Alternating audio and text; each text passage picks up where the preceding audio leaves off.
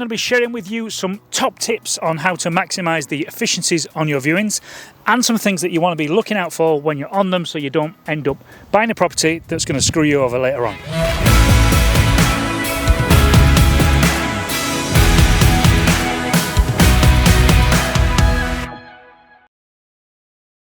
It is crucially important that you understand the purpose of going on a viewing. So many folks go on a viewing in order to try and price up the works that they may face or that are involved with the development, and that's such a big mistake. It can't be done, it can't be achieved. You just end up with guesswork, getting distracted and start designing things whilst you're on the viewing.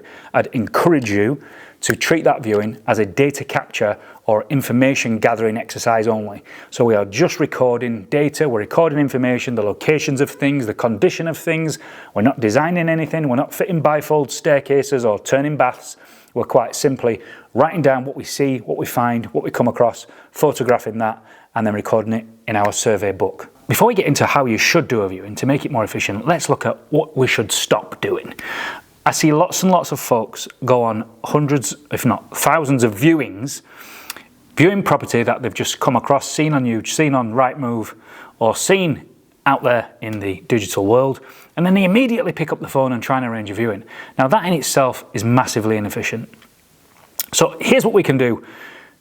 Before we go on any viewing, we want to make sure that the thing that we are going to view meets with two things. So firstly, we need to stack this thing up in terms of numbers to make sure that it's going to work.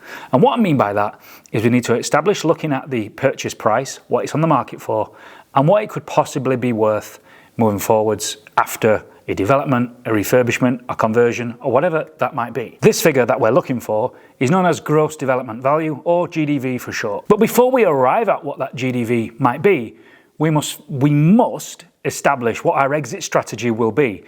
The reasons for that is the exit strategy that we are going to be deciding upon will largely drive what that GDV looks like. To give you an example, I might go and look at a 2 up, 2 down mid-terrace in the middle of Lincoln city centre. Now, if I'm just going to go in there, give it a refurbishment, and then put it back on the market as another 2 up, 2 down, it will command a certain level of gross development value. So we will be able to take it to a point.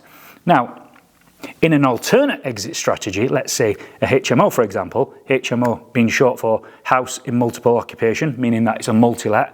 We've got a number of different people that live under the same roof. Now, if that is going to become a HMO, that is going to then have a different end value owing to the different exit strategy. So it stands to reason that before we even go on a viewing, maybe we've seen an opportunity on Rightmove or on the market or a portal like this, we've seen this opportunity and we book a viewing. Now, to be more efficient before doing that, what we must decide is what is our exit strategy for this property and what is the potential end value for said exit strategy on said property. Those two key things are massively important before even picking up the phone. So in readiness for that viewing, let's say we've decided on what the exit strategy is. Let's say we've decided on what that end value might potentially be.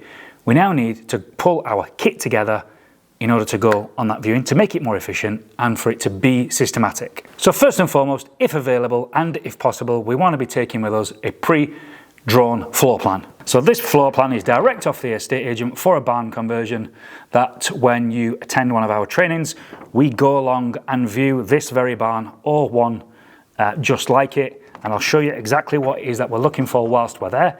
But we want to be taking a floor plan like this printed out so it's nice and easy when you're on the viewing to make your notes as you go around.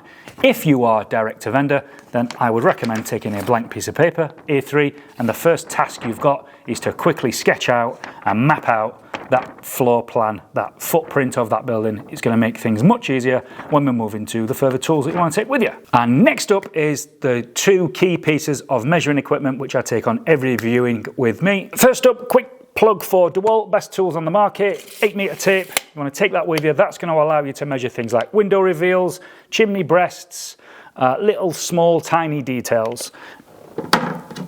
And in addition, we want to be taking along a laser measure. This will allow you to quickly measure rooms and confirm what the estate agents are claiming. Really important part in doing your viewing.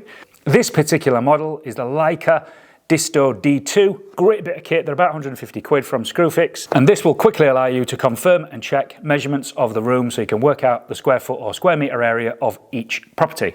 Next up is a camera or facility to take photos and video whilst you're there. I personally use the iPhone, but if you're a type of person that uses a Samsung, then use a Samsung. For me, iPhone all the live long day. All you need to do is take photos of the room. Every single room in the main has 4 walls, floor, ceiling, door, window. Make sure you capture all of those photographs whilst you're there. And then also use a property viewing booklet, which you can get a copy of ours using the link at the top of the description. And obviously a pen to make notes. So we've got this book, and what this is, 18-page document, which you can go through and make all of the notes that you need to make on here so that you don't miss anything. It's going to guide you through the process, ensuring that you capture all the information that you require to be able to go forwards and put in your offer. Here I am with my viewing checklist and phone, documenting all of the defects that I see on the viewing.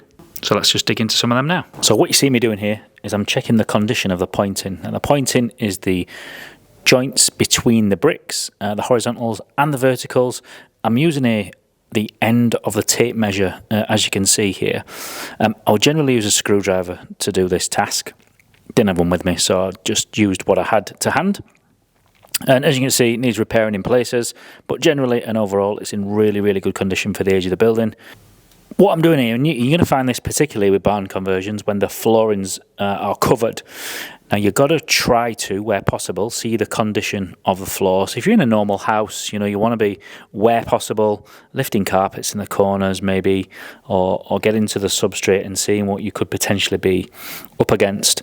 And in this particular barn conversion, what you see me doing here, this floor was completely covered in straw, dust, dirt, and as you can see me kicking this dirt around to try and uncover the substrate, I found a beautiful stone flagged floor, which could either be lifted and relaid, or we could, depending on the condition of it overall, once we've got all of the waste out, we'll have to make an assessment from there.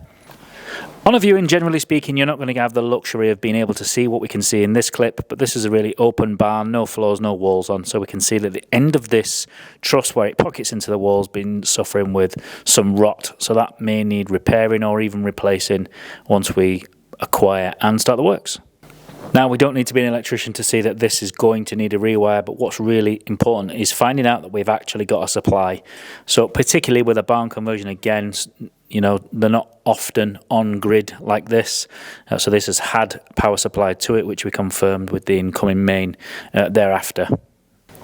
Really easy on a viewing to come across issues like this and start trying to resolve it on the spot. So what you can see here is a real vertical crack. I'm not going to fall into the trap of trying to diagnose it and trying to design a solution whilst I'm on the viewing. That would be an inefficient use of my time. So I'm just going to capture what we've got. I'll probably measure the crack. I'm going to capture what it is, and I'm going to really zoom out from the crack and not just zoom into the crack. So many times as a construction business owner, I've been sent photos of cracks with photographs really zoomed into the crack. It doesn't actually give me any help whatsoever. We really need to zoom out from the thing and really look at the whole landscape. Okay, be mindful on viewings that you're taking safety precautions. You can see there, I haven't gone into this room because you can see that dangerously hanging tile there. Didn't have a hard hat with me, so I didn't go into that room. That could have fell down at any point. So just be mindful, especially at barn conversions, structures falling down, etc., etc. Another common thing you're going to find on these old barns is asbestos. You're going to find it in guttering, downpipe, soil stacks, roofing material. You can see me just spotting that piece there.